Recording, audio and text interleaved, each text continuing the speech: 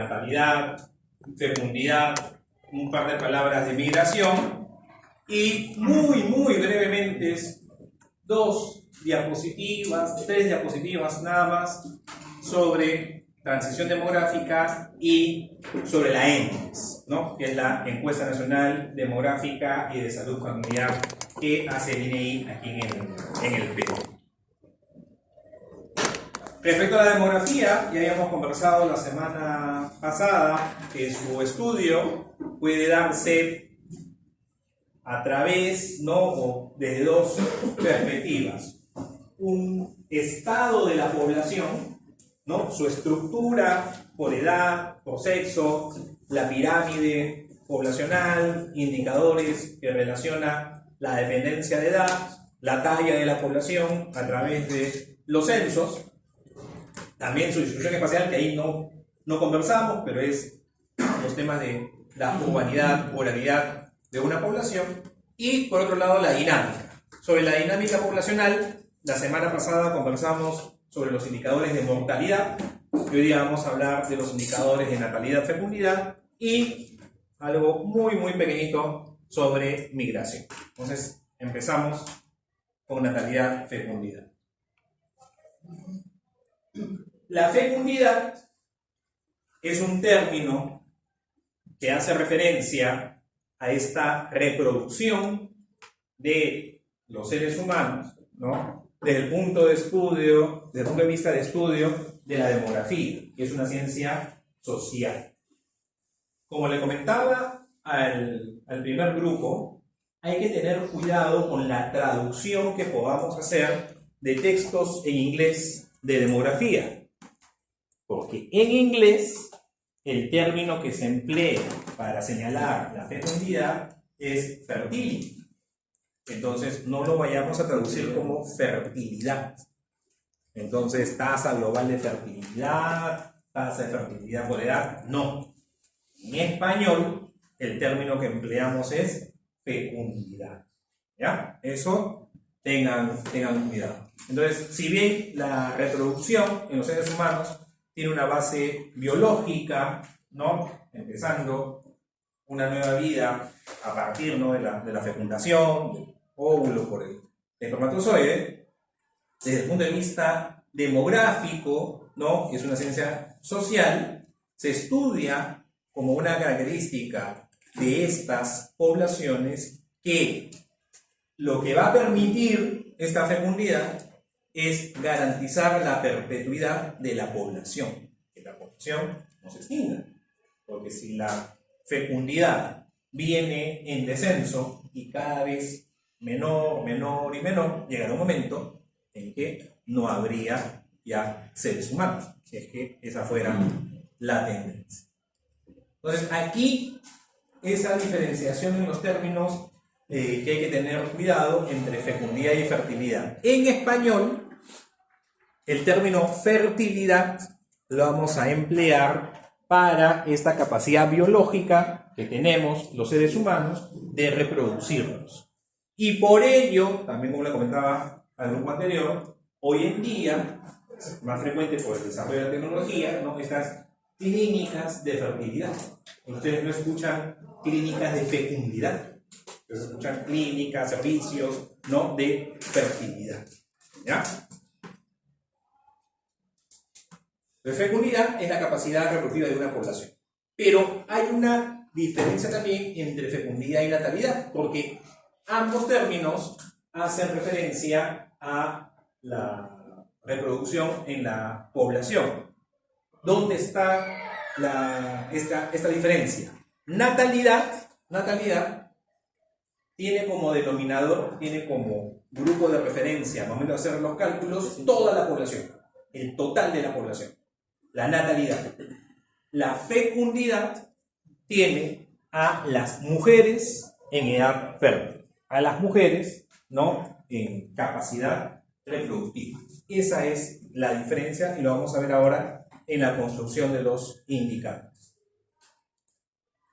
Entonces son diferentes los indicadores de fecundidad que pueden, y no son los únicos, hay otros, pero esos tal vez los que más van a encontrar en textos de demografía, y de ellos los que vamos a conversar son estos 4. Vamos a hacer un comentario sobre las tasas de reproducción, luego de hablar de la tasa global de fecundidad. Y si me olvido, ahí Fabricio me hace recordar que no he comentado algo sobre las tasas de reproducción. El primer indicador, que es la tasa bruta de natalidad, vean, se parece bastante a la tasa de mortalidad general, a la tasa bruta de mortalidad, ¿no? A la tasa de mortalidad en la cual relacionábamos el total de muertes en una población entre la población a mitad de periodo. La tasa de natalidad es el total de nacimientos, ¿no?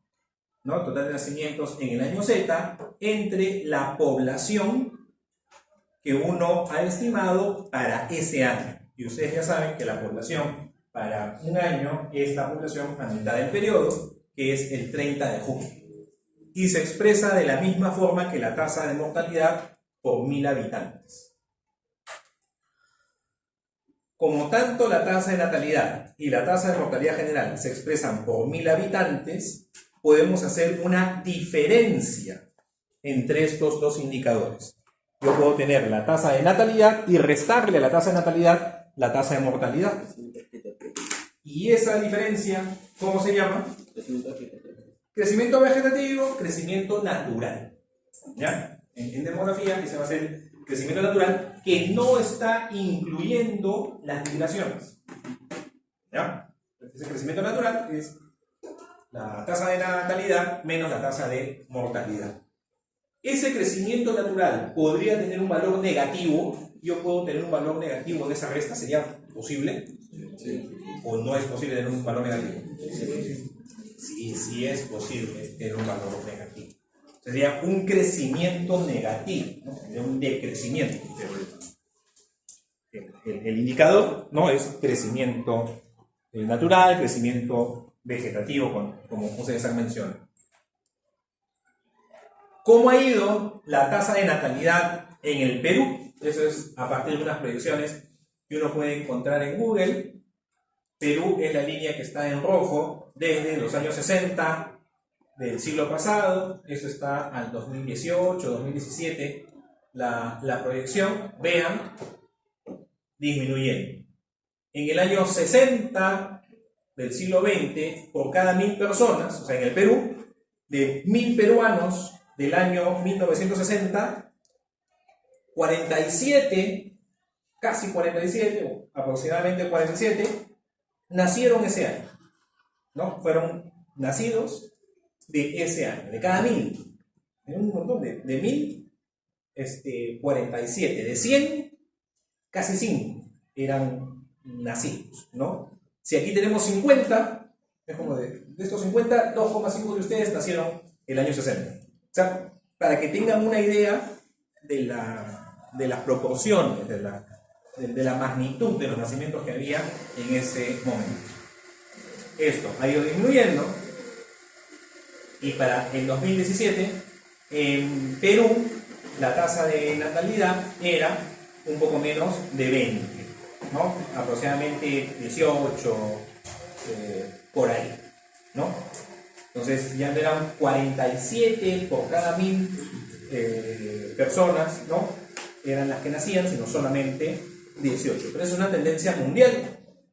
El mundo es la línea azul, América Latina la línea amarillo, naranja, ¿no? Entonces es una tendencia mundial. La natalidad está disminuyendo. Y luego tenemos las tasas de fecundidad. En las tasas de fecundidad vamos a tener la tasa de fecundidad general, la tasa de fecundidad por edad y la tasa global de fecundidad. La tasa global de fecundidad la vamos a construir a partir de las tasas de fecundidad por edad. Y vamos a hacer el ejercicio. Pero antes, la tasa de fecundidad general. La tasa de fecundidad general tiene el mismo numerador que la tasa de natalidad. Lo que varía es el denominador. Mientras que en la tasa de natalidad era la población, ¿no?, de ese país, en la tasa de fecundidad general es la población de mujeres en edad fértil. Mujeres de 15 a 49 años. Ustedes ya saben que para demografía las mujeres en edad fértil van de 15 a 49 años. Independientemente que desde el punto de vista biológico, una niña de 14, 13, 12 años puede gestar, que una señora de 50, 51, 52 años también eventualmente podría gestar si todavía no está en la menopausia o posmenopausia. Entonces, pero para la demografía, esos son nuestros límites: 15 a 49 años. Entonces, esta es la fecundidad general. Luego tenemos la fecundidad por edad. Así como teníamos la mortalidad general y luego calculábamos la mortalidad por edad, ¿no? En la mortalidad por edad que teníamos las muertes de las personas de 20 a 24 años, ¿y cuál era el denominador? La población de 20 a 24 años. Entonces, en la fecundidad por edad va a ser algo similar. Los nacimientos de mujeres de 20 a 24 años entre la población de mujeres de 20 a 24 años. Los nacimientos de mujeres de 35 a 39 años entre la población de mujeres de 35 a 39 años. Entonces vamos construyendo esas mortalidades por edad. Podríamos calcular la mortalidad por edad para cada año, nacimientos de mujeres de 26 años entre el total de mujeres de 26 años. ¿Eso se podría calcular? ¿Sí o no? Sí se puede, claro que se puede. Pero lo habitual, lo usual en demografía es trabajar en quinquenios, en los quinquenios. La mortalidad por edad. ¿Cómo era el gráfico que me representaba a la mortalidad por edad? ¿Qué forma adoptaba? De una J, ¿no? Entonces, característico de la mortalidad por edad. La fecundidad por edad también tiene una forma característica. ¿Cuál es la forma característica de la fecundidad por edad? Una campana. ¿Ya? Vean, acá se muestran los datos de diferentes entes. Y todas, más o menos, es esta campana de la fecundidad por edad. ¿Ok? Y a partir de esta fecundidad por edad, vamos a hacer el cálculo de la tasa global de fecundidad. Lápiz y papel. Todos saquen lápiz, papel, su Excel, lo que quieran. Tienen que apuntar, porque así mentalmente no nos vamos a correr. Vamos a trabajar con la ENDES de 1986. ¿Ok? Y empezamos. ¿Cuál fue la tasa de fecundidad por edad el año 1986 para las mujeres de 15 a 19 años? Aproximadamente, ¿no? Es el 86 es el rombo. Ya. Para trabajar con números sencillos, este rombito, ¿cuánto le ponemos? ¿80? ¿Ya? Para hacer los cálculos fáciles. 80. Por cada 1000 mujeres de 15 años, hubo 80 nacidos vivos, ¿no? De esas mujeres, por cada 1000 mujeres de 15 años, hubo 80 nacimientos. Entonces, si cada 1000 mujeres tuvieron 80 nacimientos, ¿cuántos nacimientos tuvo una mujer? Calculen. Si 1000 mujeres tuvieron 80 nacimientos, una mujer, ¿cuántos nacimientos tuvo? Regla de 3 simple. 0,08 hijos. A los 15 años, una niña del año 1986 tuvo 0,08 hijos. Una niña de 15 años. Y una mujer de 16 años, ¿cuántos hijos tuvo? Lo mismo, 0,08 hijos. Y una chica de 17 años, y de 18, y de 19. Entonces, entre los 15 y 19 años, en total, ¿cuántos hijos tuvo una mujer? ¿Cuánto es 0,08 por 5? 0,4. Entre los 15 y 19 años tuvo 0,4 hijos. ¿Está bien? Me preguntaron en el grupo anterior, pero es imposible tener 0,04. Cierto. Pero aquí estamos trabajando con promedios poblacionales. 20 a 24 años.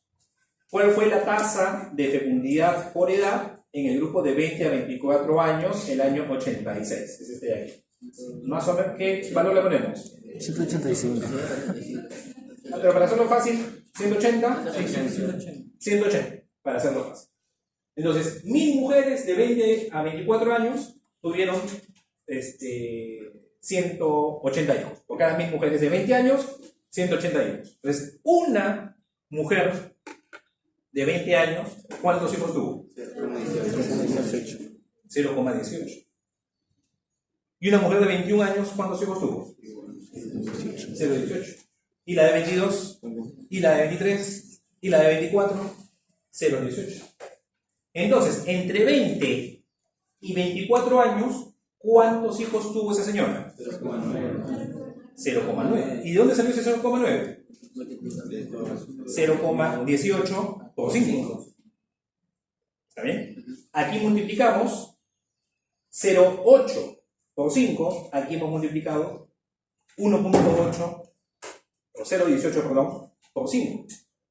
De 15 a 19, en total, ¿cuánto hubo? 0,4. 0,4. De 20 a 24, ¿cuánto ha habido? 0,9. Viene la pregunta clave. Ahora, entre los 15 y los 24 años, ¿cuántos hijos ha tenido esa mujer? 1,3. De nuevo, entre los 15 y los 24 años, ¿cuántos hijos ha tenido esa mujer? 1,3. Porque a los 15 años tuvo 0,08. A los 16, 0,08. A los 17, 0,08. A los 18, 0,08. 0,08. 0,18. 0,18. 0,18. 0,18. Si yo sumo todo eso, ¿cuánto me da? 1,3. ¿No? Que es el 0,4 de todo este acumulado y el 0,9 de todo este acumulado. Hacemos lo mismo. 25 a 29 años. Ya. Esta tasa de fecundidad por edad. 200. Eso ya es 200. Para hacerlo fácil, ¿no? O sea, ya se dan cuenta por qué le estamos redondeando a 0, ¿no? Para hacerlo fácil. 200. Es 200 hijos por 1000 mujeres. Entonces, una mujer, ¿cuántos hijos tuvo? 0,2. Durante todo el quinquenio, entonces, este quinquenio de 25 a 29 años, ¿cuántos hijos ha tenido la señora? Un hijo. 0,2 a los 25, 0,2 a los 26, 0,2 a los 27, a los 28, a los 29, un hijo. 0,4, 0,9, 1. 30 a 34. Aquí, aproximadamente, ¿cuánto está? 175. 160. 160. 1000 mujeres, 160 hijos. Una mujer, 0,16. 0,16 a los 30, 0,16 a los 61, así a los 64. En todo este quinquenio, ¿cuántos hijos tuvo? 0,8. Están siguiéndome, ¿no? Sí. No los veo que apunten. De 15 a 19, ¿cuántos hijos tuvo? 0,4. De 20 a 24, 0,9. 25 a 29, 1. 30 a 34, 0,8. 35 a 39. ¿Cuánto fue la tasa? 140. 130, 140, ¿cuánto quieren? 130. 130. 1000 mujeres, 130 hijos. Una mujer, 0,3. Durante todo el quinquenio, entonces, ¿cuánto será? 0,65. A ver, ustedes me hacen recordar. 0,4, 0,9, 1, 0,8, 0,65. 40 a 44. Está aquí. ¿Qué valor le ponemos? 70. 70. Porque aquí le pusimos 8, ¿no? Como está un poquito más abajo, 70. ¿Está bien? Ya. 70 hijos por 1000 mujeres. Una mujer, ¿cuántos hijos tuvo? 0,07. 0,07 cuando tenía 40 años. 0,07 cuando tenía 41. 0,07 a los 42, a los 43 y a los 44. En ese quinquenio, ¿cuántos hijos tuvo? 0,35. 0,35. Nuevamente. Sí, ¿para qué? Fije.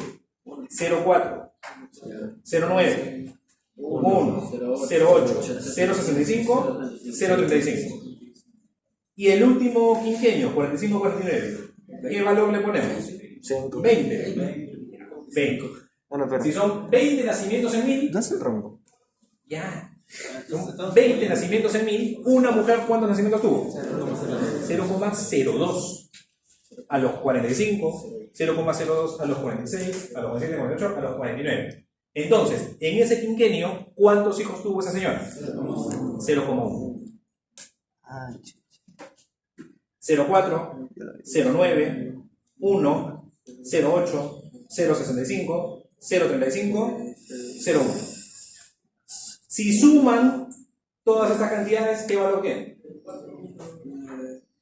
Sumen. 4,4. 4.2. A ver, verifiquen 4.2. 4.2. Ya. ¿Qué es lo que hemos obtenido? ¿Cómo se llama este indicador?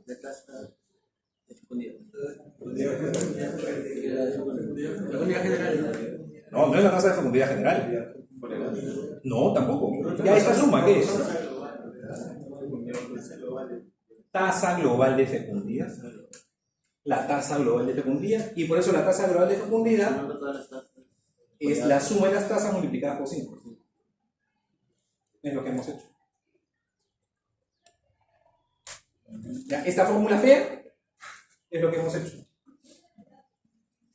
¿Quedó clara esta fórmula entonces? Les puedo poner la fórmula en el examen y que desarrollen y que la apliquen. Sí. Muy bien. Ustedes están pidiendo. Bueno, no me digan por qué.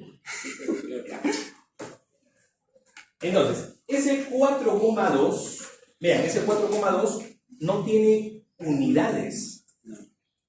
O en todo caso, la unidad que tiene es por mujer. Entonces, ese 4,2 no es por ciento, por 1000, por 100.000, por 50.000, no. No es en resumen. En mal resumen, ojo, en mal resumen sería los hijos que en promedio tiene una mujer. ¿Cuántos hijos en promedio tiene una mujer? 4,2. Para el año 86. ¿Ya? Ese es un mal resumen. Ese es un mal resumen. ¿Por qué? ¿Qué es lo que me dice ese 4,2? Es extensa la explicación, pero es lo correcto. Una mujer de 15 años que empieza su periodo reproductivo, ¿no? Empieza el periodo en que se considera fértil.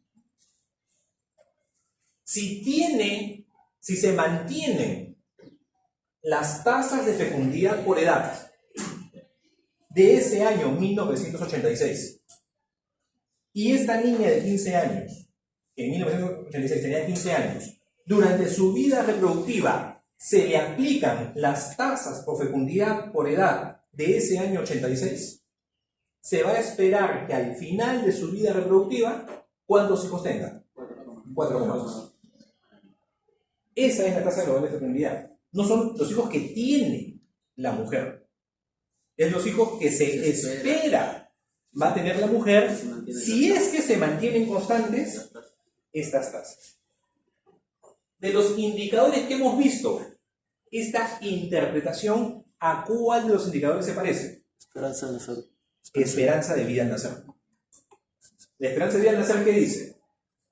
¿Cuántos años en promedio se espera que yo viva si al momento de que yo nazco las tasas de mortalidad por edad se mantienen? Es lo mismo, o sea, no es tan complicado el concepto. O sea, si ustedes tienen el concepto, el resto sale bastante fácil. ¿Ya, muchachos?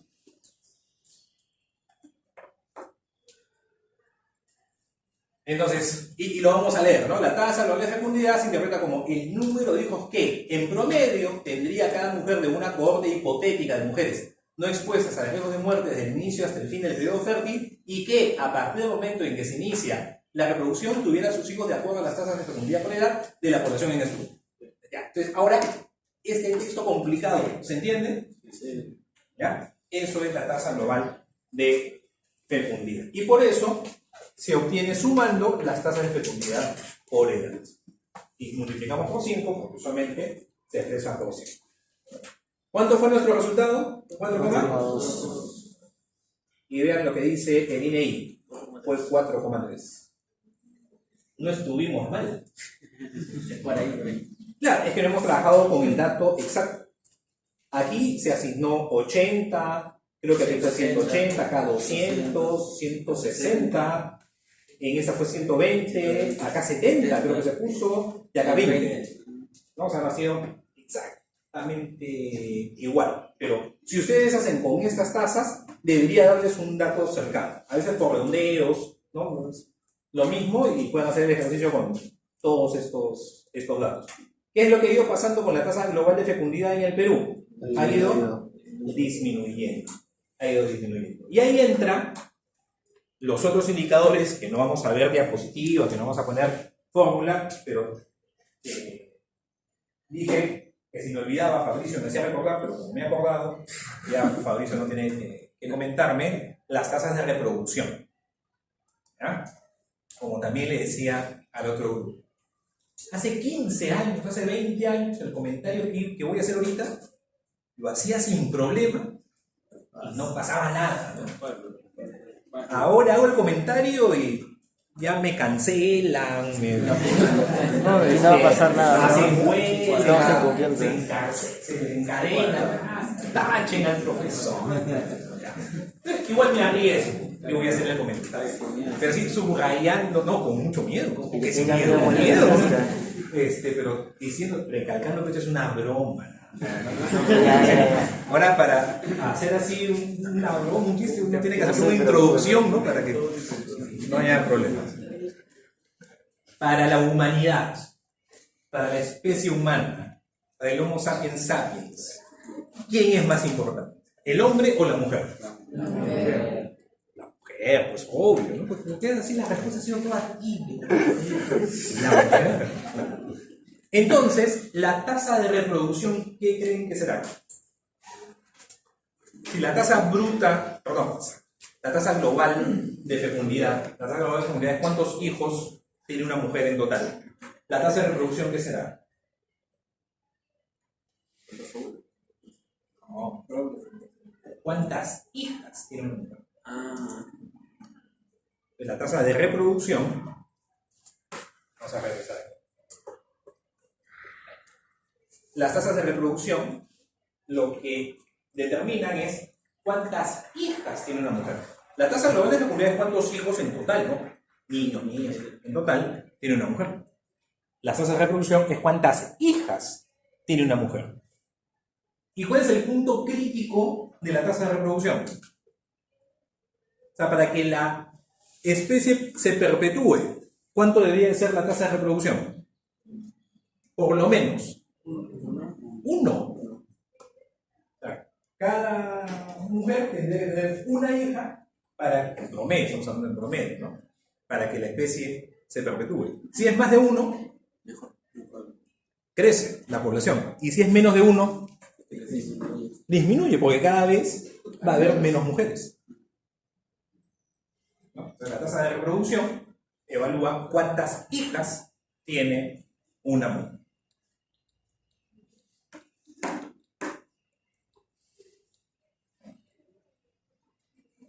Y luego tocamos rápidamente también el tema de las migraciones. La migración, bueno, hay diferentes indicadores. Vamos a quedarnos solamente con la migración neta o saldo migratorio. Y la migración es un movimiento, es un desplazamiento geográfico de la persona que implica cambio de residencia. ¿Ya? Desde el punto de vista operativo, vamos a considerar residencia, la permanencia, ¿no? En un lugar por lo menos 6 meses, ¿no? Si yo estoy por lo menos 6 meses, ya soy residente en ese lugar. Por ahí ustedes van a encontrar algunas definiciones que varían un poco en ese tiempo, pero lo más usual es 6 meses. Primera pregunta de esta parte. Aquí, levanten la mano los que no nacieron en Lima, en la provincia de Lima, que no nacieron en la provincia de Lima y que vivieron fuera de la provincia de Lima más de 6 meses. Levanten la mano. Todos ustedes son migrantes para efectos de Lima. Para una migración interna, ¿no? Las migraciones son tanto internacionales y las migraciones internas. Migraciones internas es dentro del país los desplazamientos, ¿no? Y las migraciones pueden tener diferentes motivaciones, ¿no? Una de las principales es la motivación económica, ¿no? Por trabajo. Entonces, personas que se desplazan. Entre ustedes, quienes han levantado la mano, dependerá. Tal vez migraron a Lima con toda la familia desde hace algunos años, y puede ser por temas tal vez laborales, ¿no? De la familia, o algunos de ustedes han migrado por educación. O sea, han terminado su colegio en una ciudad fuera de Lima y están ahora aquí estudiando en Lima, ¿no? O sea, motivaciones hay diversas, ¿no? Puede ser por desastres naturales, ¿no? Zonas afectadas por estos desastres, ¿no? Tienen que emigrar.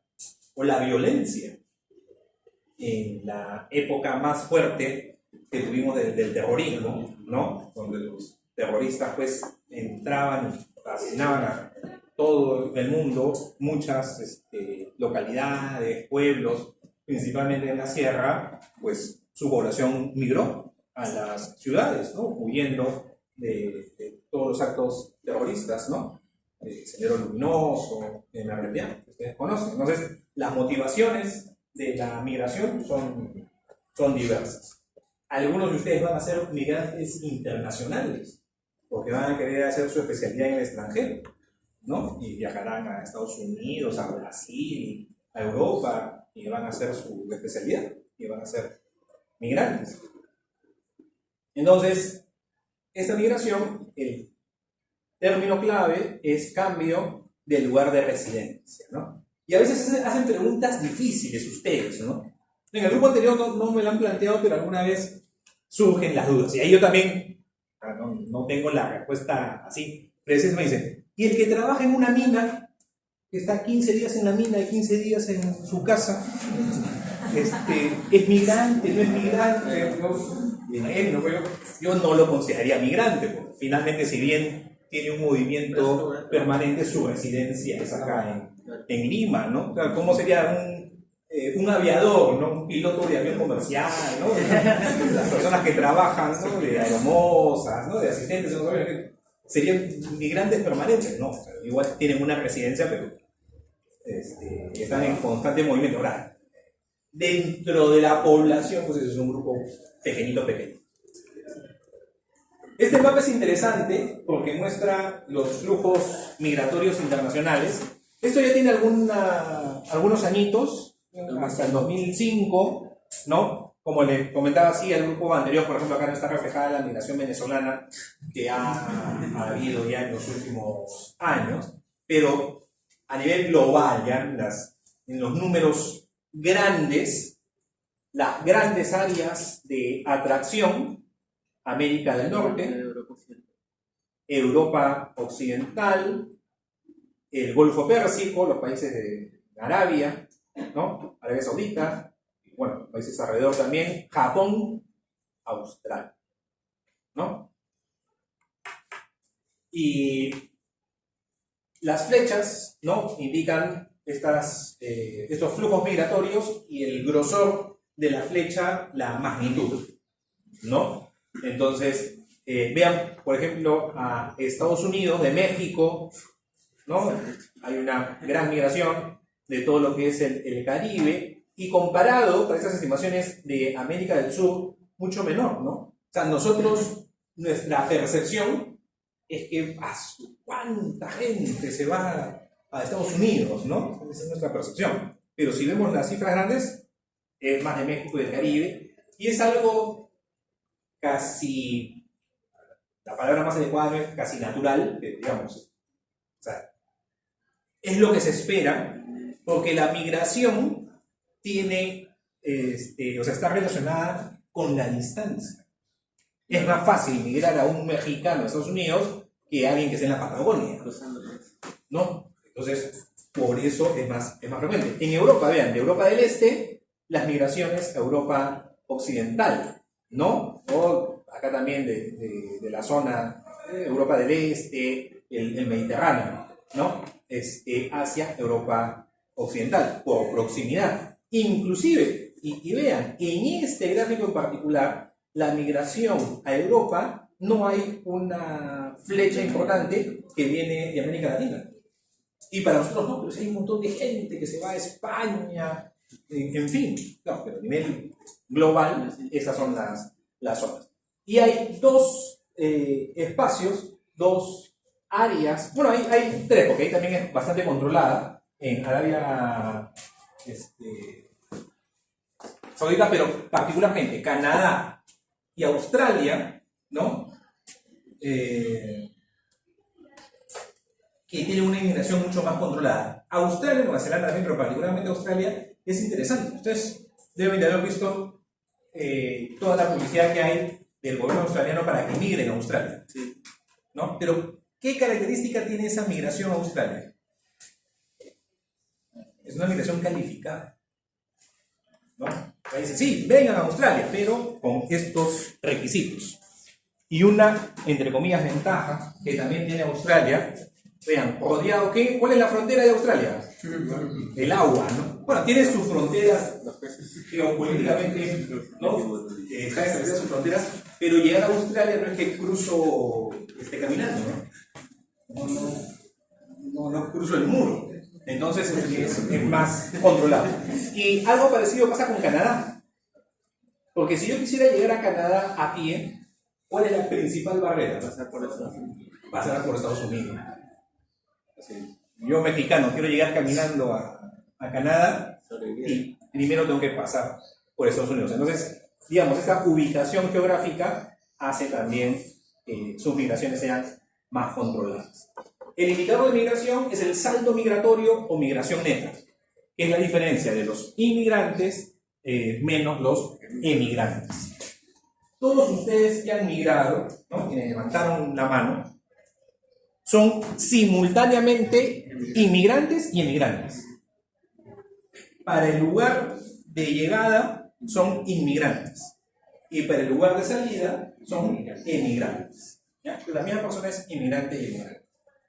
Obviamente, esta migración neta se hace en relación a una ciudad y se ve qué es lo que hubo más para esa ciudad, inmigrantes o emigrantes, y se calcula el saldo. Vean, este es el saldo migratorio. Si nos concentramos en el 2017, las principales zonas de... Esta es migración interna en el Perú. Las principales zonas de atracción: Lima, Arequipa, Trujillo, Tacna, Juliaca. ¿Ok? Este es para la inmigración de toda la vida.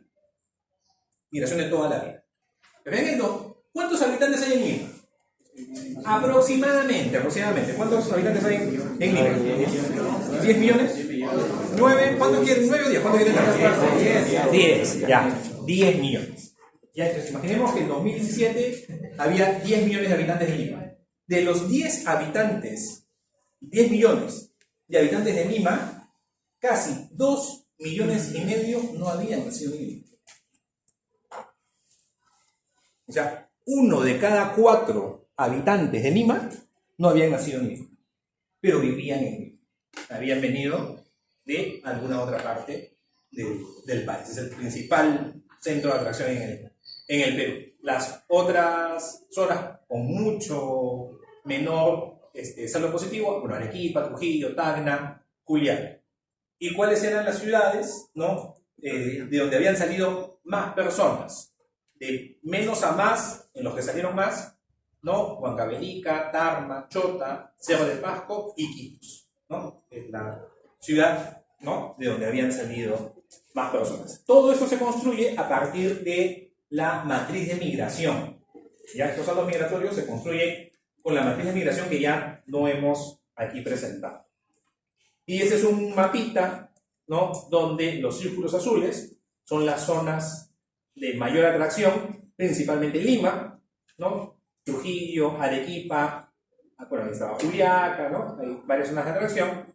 Y las zonas de donde más gente ha salido, Iquitos, la principal, ¿no? Y bueno, ya todos ustedes conocen, ustedes tienen sus experiencias de la familia, cómo esto de las migraciones es algo bastante dinámico. Muy bien. Aquí vamos a hacer lo de la transición demográfica, pero vamos a hacer un intermedio. 10:46 implica unos cambios que se han venido produciendo en el mundo, ¿no? en todo el planeta, respecto a el comportamiento de los indicadores de natalidad y de mortalidad, tomando como referencia a la mortalidad general y a la tasa de natalidad. Antes de entrar específicamente a la transición demográfica, este gráfico, este esquema, ¿no? Es una simplificación de lo que ha sucedido en el mundo a través de los siglos, ¿no? Desde que el hombre es hombre. ¿Qué es lo que tenemos?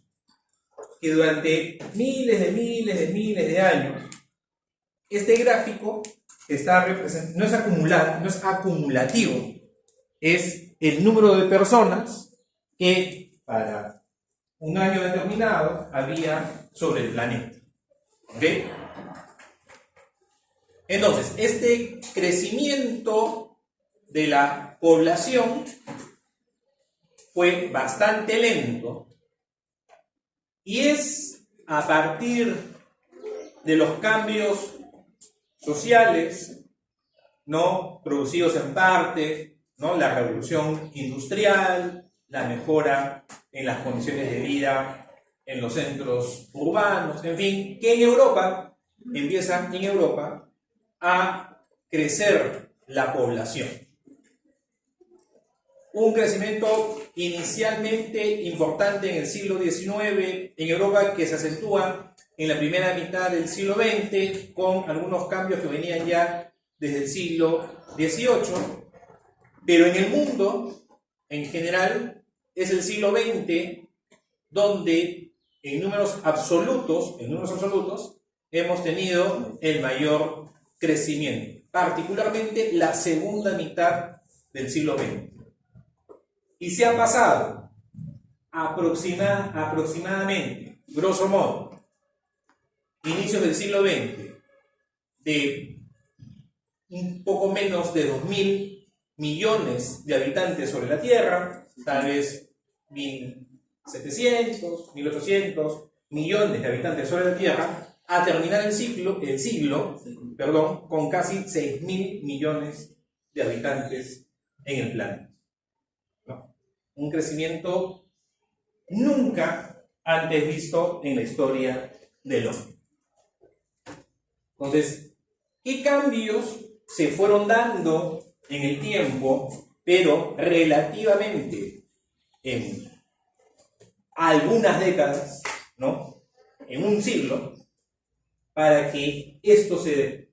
Entonces, la transición demográfica, o la postulación de esta propuesta de la transición demográfica, que viene de mediados del siglo XX, se consolida hasta los años 60 como propuesta, busca comprender estos fenómenos.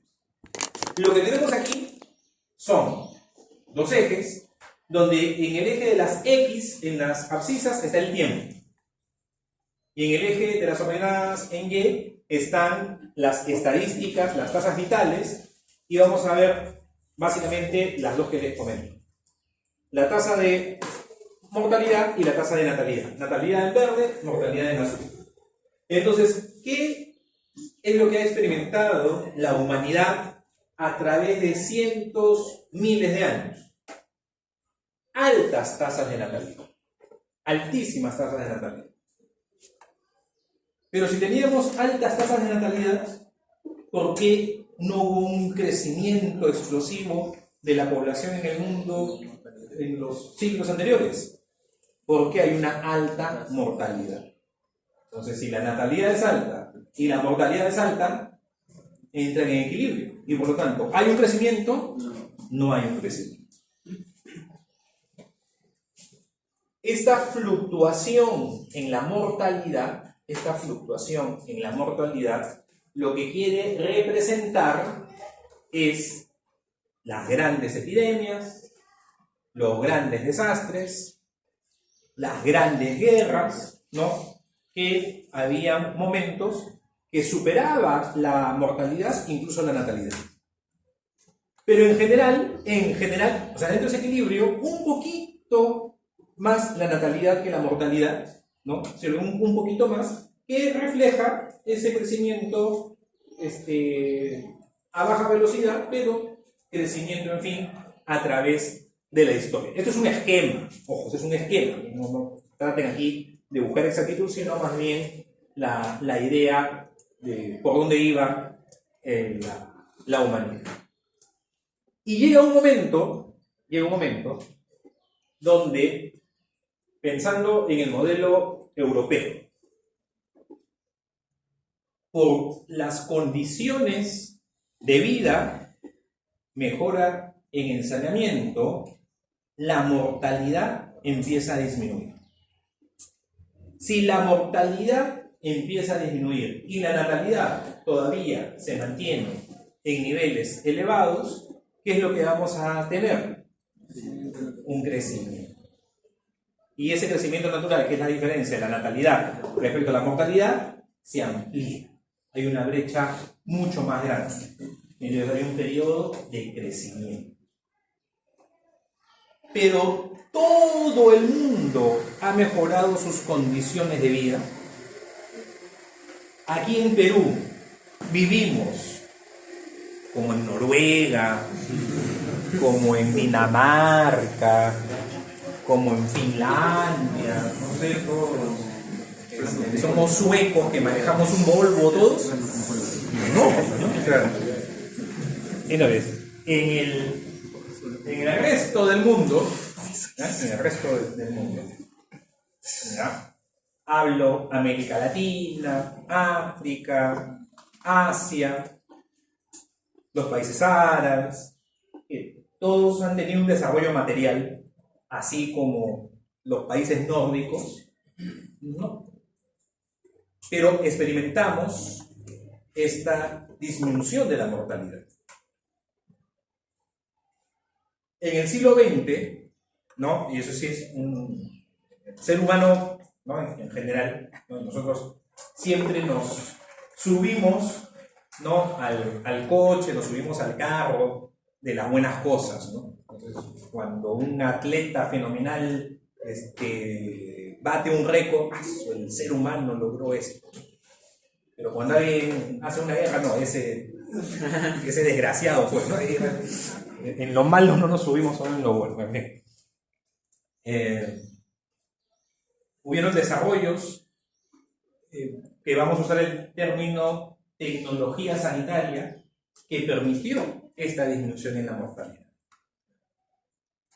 Tal vez se me escape algo importante, pero creo que hay tres hitos, tres situaciones, tres intervenciones que marcan esa diferencia y que no había antes en la historia de la humanidad. Y a la cabeza, creo yo, que es las vacunas, la inmunización, el tener el manejo de incluso erradicar una enfermedad. El ser humano ha sido capaz de erradicar una enfermedad de la Tierra. ¿Cuál es la enfermedad que el ser humano ha logrado erradicar? La viruela. ¿No? Ya no hay viruela en el mundo. Bueno, se supone que están congelados un laboratorio en Rusia, un laboratorio en Estados Unidos, que tienen ahí las muestras de viruela. El ser humano logró erradicar eso. Entonces, vacunas. Con las vacunas, el desarrollo de los antibióticos. Lo que nuestra carga de enfermedad, ¿no?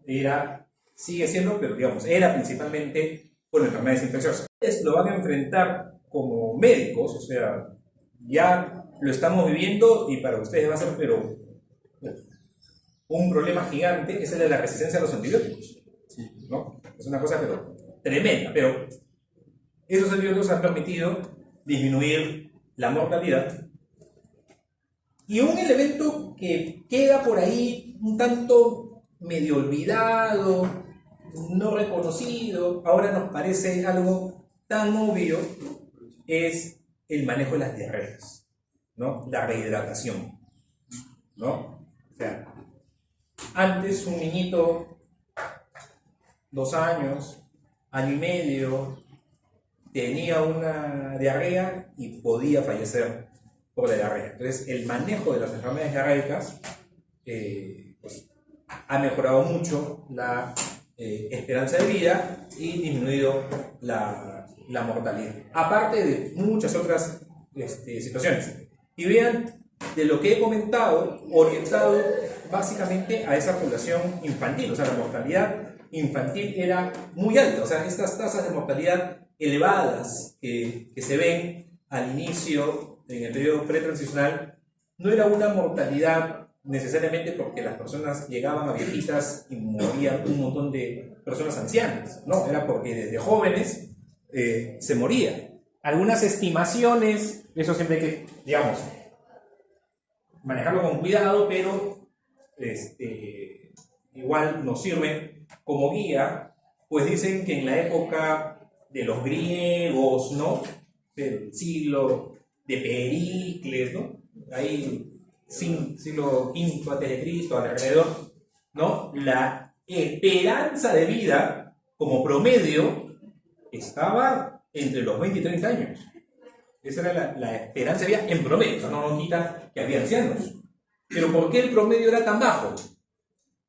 Porque había una mortalidad infantil increíble. Y un dato extremo, ¿qué es lo que hace con la media? La jala, ¿no? Entonces ahí lleva a disminuir esa esperanza de vida. Y luego de que disminuye la mortalidad, viene un periodo de disminución de la natalidad. ¿Ok? Y vamos a hacer el ejercicio, una pregunta que siempre hago. ¿Ya? Y ustedes tienen que tener buena memoria. Tienen que tener buena memoria. Ustedes están aquí sentados. ¿Cuántos hermanos son? ¿Ustedes cuántos hermanos son? ¿Ustedes tienen su papá, su mamá? Ya. ¿Cuántos hermanos son ustedes? ¿Cuántos son hijos únicos? Empezando por ahí. Levanten la mano. ¿Cuántos son hijos únicos? Ya, hijos únicos. ¿Cuántos son 2 hermanos? La mayoría son 2 hermanos. 3 hermanos. Ya, va bajando. 4 hermanos. 1, 2, 4. O sea, va disminuyendo. Ya, vean, recuerden la ejercicio que hemos hecho. Hijo único.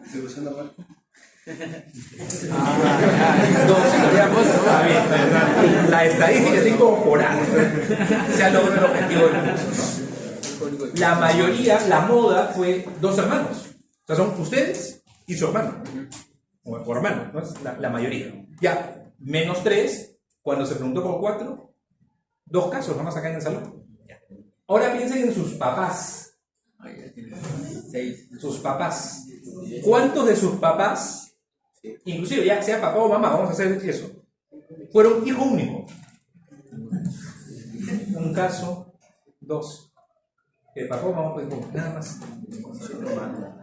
Ahora voy a ir al otro extremo, ¿no? Acá 4 hermanos eran solamente 2. Ya. ¿Cuántos de sus papás o mamás, han sido en sus familias nucleares 4 hermanos? Levanten la mano. 4 hermanos, perdón, 4 hermanos. Un poquito. Ya, no, vean. Ya, no, vean. Hay como 10 más o menos. O sea, ustedes, que son 4 hermanos, solamente son 2. Quienes sus papás han sido 4 hermanos, hay casi 10. Y por ahí algunos de ustedes habrán tenido papás que tal vez son 5 hermanos o más. Ya, ahorita nos vamos a preguntar. Y ahora hagamos el ejercicio con sus abuelos. Sus tíos abuelos, o sea, recuerden a sus tíos abuelos. O sea, su abuelito o su abuelita, con papá o con mamá. Ya. ¿Cuántos han tenido abuelitos que hayan sido ya 4 hermanos o más? 4 o más, levanten la mano. Ya. ¿Qué es lo que hemos hecho con estas preguntas? Transición demográfica. Y en el tiempo, ya la natalidad ha ido disminuyendo. Porque acá están ustedes. Poca natalidad. ¿Sus abuelitos dónde están? Antes. ¿De qué ha ido sucediendo en el tiempo? Que la natalidad ha ido disminuyendo. Por diferentes motivaciones. Diferentes situaciones.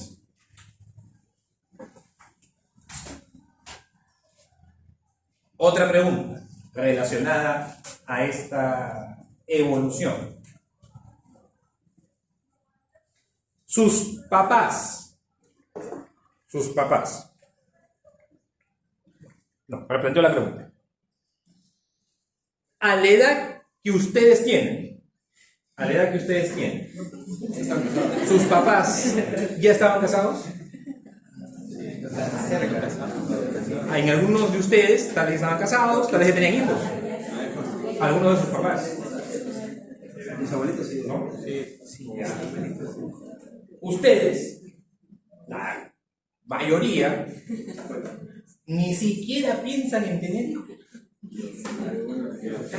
Tener hijos, o sea, quieren tener su carro, quieren viajar, quieren tener ahí su depa, pero tener familia, nada. Y es un cambio, ¿ya?, que los sociólogos, ¿no?, los expertos en esas áreas ya discutirán. Pero la consecuencia desde el punto de vista numérica es que esta natalidad disminuye. Y la población, entonces, ¿qué sucede? Se va envejeciendo. Y tenemos una etapa ya post-transicional, donde se estabiliza la mortalidad, esperamos, y lo que plantean los teóricos, ¿no?, en demografía es que habría fluctuaciones en la natalidad, ¿no? Periodos tal vez aumenta, disminuye, aunque como van las cosas, ustedes saben que en Europa hay países, una buena cantidad de países, por no decir todos, que hay estímulos para que las personas tengan familia. Y a pesar de eso, nada, ¿no? O sea, se dan todas las facilidades, ¿no? Hay la licencia por paternidad, ¿no? O sea, no solamente la licencia por maternidad. Uno tiene su hijo y el padre también tiene un periodo de descanso. Y nada. Ya, silencio, tranquilo. No se emocionen. Entonces, ¿qué es lo que les viene a ustedes?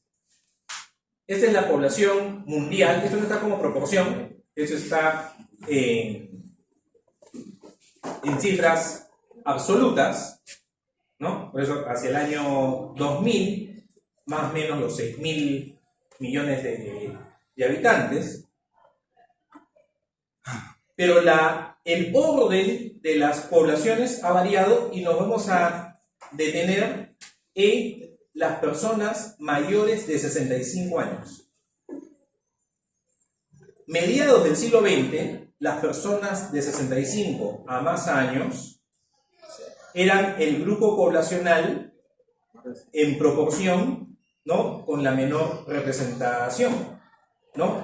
Menores de 5, menores de 15, menores de 25. En todo caso, si tenemos estos 3 grupos, ¿no?, que estos sí son excluyentes, 25 a 64, menores de 25, 65 a más. Vean la brecha entre los mayores de 65 y los menores de 25 era amplísima la brecha. Y en el tiempo, ¿cómo va a ir yendo esa brecha? Disminuyendo. Y si tomamos en cuenta los menores de 5, los menores de 15, que eran una población proporcionalmente mayor a la de menos de 65, para fines de ese siglo van a ser menores. Ustedes, alrededor del 2040, 2050, ustedes van a ser los médicos, ya les dije la semana pasada, ¿no? En la cúspide de su productividad, de su trabajo, en fin, de mitad del siglo. O sea, 2040, 2050, usted, de acá, alguno va a ser ministro. Cuidado nomás, ¿no? Que tiene que ser un buen ministro. Pero, mírense las caras. Aquí va a haber directores de hospitales, jefes de departamento, directores de regiones de salud, direcciones en el ministerio. No es broma, de verdad. Ahorita yo tengo en mi promoción varios colegas, jefes de servicio en hospitales, que han sido directores de hospitales, directores de región. Eso va a suceder, es lo que se espera, ¿no? No estoy diciendo nada raro. Ya, ustedes se van a enfrentar a una población donde los mayores de 65 años ya han superado a los menores de 5 y en camino a encontrarse con los menores de 15 años. Otro mundo, el que les va a esperar. Y esto es lo actual. Esto es al 2021, me parece. Sí. Al 2021, la razón de dependencia por edad que conversamos la semana pasada. Creo que va de la mano con la transición demográfica, que esa es la relación de dependencia por ancianidad. ¿Ya? Relación de dependencia por ancianidad. Los mayores de 65, o sea, 65 a más, los mayores de 64, 65 a más, es de la población de 15 a 64, ¿no? ¿Se acuerdan? Así se construía la razón de dependencia por ancianidad. ¿Cuál es la zona en el mundo con mayor dependencia por edad? Europa. Sobre todo la Europa occidental, Italia, que también están ahí con una dependencia alta, bueno, Japón también, donde vean, ustedes saben que no es un porcentaje, aquí está, o sea, le ponen el símbolo del porcentaje, pero ustedes saben que no es un porcentaje, porque es una razón, puede ser más de 100, puede llegar. En estos países de Europa están llegando entre 40, 45, 35 por cada 100. O sea, de cada 100 personas que trabajan, hay 35, 40 que dependen económicamente de esas personas. Y es la población adulta mayor, que requiere, que tiene más necesidades, ¿no? Entonces, y esto va a ir avanzando por todos lados. Entonces, en Perú, en América Latina, vamos a ir tendiendo a eso en las próximas décadas. Y lo último, ya para terminar, unas palabras sobre la ENDES. Ya durante el curso, muchas veces he mencionado ENDES, ¿qué es la ENDES? ¿Qué es la ENDES? La ENDES es un estudio poblacional, es una encuesta. Internacionalmente se denomina, no solamente en el Perú se aplican esas encuestas, internacionalmente se denominan DHS. DHS. ¿Qué palabra hace referencia de? Demografía. H, health, salud. S, service, es encuesta. Encuesta de demografía y de salud. Ese es el modelo internacional, ¿ya? Las DHS. En Perú se llama ENDES. Es una encuesta que empezó en el año 86. Por eso, cuando hicimos el ejercicio de la tasa global de fertilidad, fue con el 86, fue la primera ENDES. Antes se hacían encuestas en el Perú de salud, pero bajo este modelo internacional de la ENDES, desde el 86, y a partir del 2004 ya pasó a hacerse todos los años, porque previamente se hacían aproximadamente cada 4 años, más o menos, se hacían las ENDES. A partir del 2004, anualmente. Y una ventaja es que tienen una representatividad a nivel de región, a nivel de departamento, ¿no? Entonces, para evaluar cómo vamos en ciertos indicadores de salud, eso es bastante, nos ayuda en la gestión. No vamos a entrar a la metodología del muestreo. En la clase de muestreo algo hablamos, ¿no? Sobre este muestreo complejo, las unidades primarias, las unidades secundarias, la cartografía y todo lo demás. Ahí no vamos a entrar, pero lo que sí quería comentarles, que al grupo anterior también les mencioné, un poco saliendo de la clase, pero con este punto de excusa, es que va a pasar con ustedes en 3 años, 4 años, ¿no? Cuando estén en quinto, sexto año, deberían ya tener aprobado su proyecto de tesis y ejecutando su tesis. El tiempo, muchachos, se pasa volando.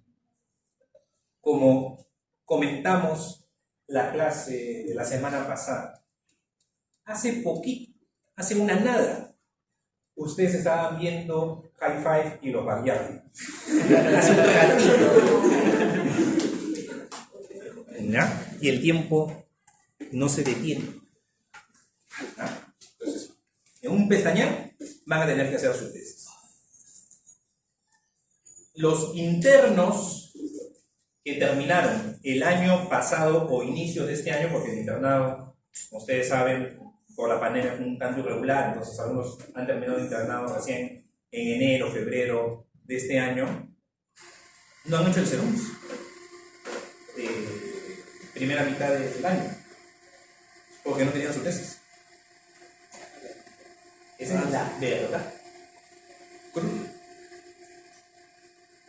Y en medicina, si ustedes no tienen el título de médico, ¿pueden trabajar relacionado a la medicina? No. Claro que pueden tener otros emprendimientos, tal vez alguno de youtuber, y sí, pueden hacer, ¿no? ¿Quién sabe, no? ¿Cómo? Oiga, creador de contenido, ¿no? Alguien tendrá ese nombre, pero no todo, pues, ¿no? Y recuerden que en los emprendimientos, en el mundo que ahora está de moda, nosotros conocemos, ¿qué es lo que conocemos nosotros? Los casos exitosos. O sea, ese caso exitoso tiene detrás cientos o miles de ideas que se quedaron en el camino. Y mucha gente que quebró, no le fue bien, en fin, claro. Nosotros vemos lo bonito, pero no todo lo que está detrás. Entonces, en sus carreras tienen que hacer sus tesis. Y una alternativa, ustedes descargan de forma gratuita las bases de datos. Tienen toda la información de todas las encuestas de miles de personas. Revisen en ciber. ¿Saben que existe cibertesis? ¿Han escuchado alguna vez de cibertesis? Sí. Uno más. Cibertesis es un repositorio que tiene la universidad de todas sus tesis. Entren a cibertesis, Facultad de Medicina, Escuela de Medicina, y vean tesis de sus compañeros que se han hecho analizando antes. No les, o sea, económicamente, obviamente que hay un esfuerzo y siempre hay costos económicos, que la luz que gastan en su casa usando una computadora, siempre hay costos, pero un costo directo, ¿no? De que ustedes tienen que sacar del bolsillo para imprimir y hacer encuestas, o tienen que ir su pasaje al hospital para recabar información sobre las clínicas, no van a tener, porque ya están las bases de datos. Ustedes entran a microdatos, la dirección no la tengo de memoria, pero ustedes buscan en Google microdatos INEI y les va a llevar a esta página, donde ustedes seleccionan y no solamente es ENDES, les estoy trayendo ENDES porque es la más relacionada con salud, pero hay otras encuestas y que son también la ENAO, por ejemplo. ¿Qué es la ENAO? hogares, la encuesta nacional de hogares, tiene todo un módulo de salud. Y hay otras encuestas relacionadas a salud. Tranquilamente pueden hacer ahí sus tesis. ¿Ya? Y claro, disculpen por la falta de modestia, ese fue un artículo, perdón, de hace ya algunos años, ¿no? Aquí, ¿no? Con el doctor Alarcón, no, acá el investigador principal, el senior del doctor Alarcón, que es mi mentor, que ha sido decano acá de la facultad. Bueno fuera que pudiera tener alguna clase con él. Se hizo esto ya tiene bastantes años, esto se publicó en 2014, analizando la ENDES, ¿no? Y este gráfico lo vimos en la clase de tablas y gráficos, como ejemplo de gráfico lineal, desde ese artículo, analizado con ENDES. Y esto tranquilamente puede ser una tesis de usted, ningún problema. ¿Ya? Entonces la ENDES, además del gestor, o sea, para quien es gestor, quien va a tomar decisiones en salud pública, en las áreas sociales del país, tiene ahí elementos. Para los investigadores también es una fuente porque los datos están disponibles. ¿Ok? Entonces esta sí es la última. Okay. Con esto hemos terminado. Un ratito. Ya quieren irse, ya quieren palabra, vale llorar. La hora de llorar es el próximo martes, que es el examen.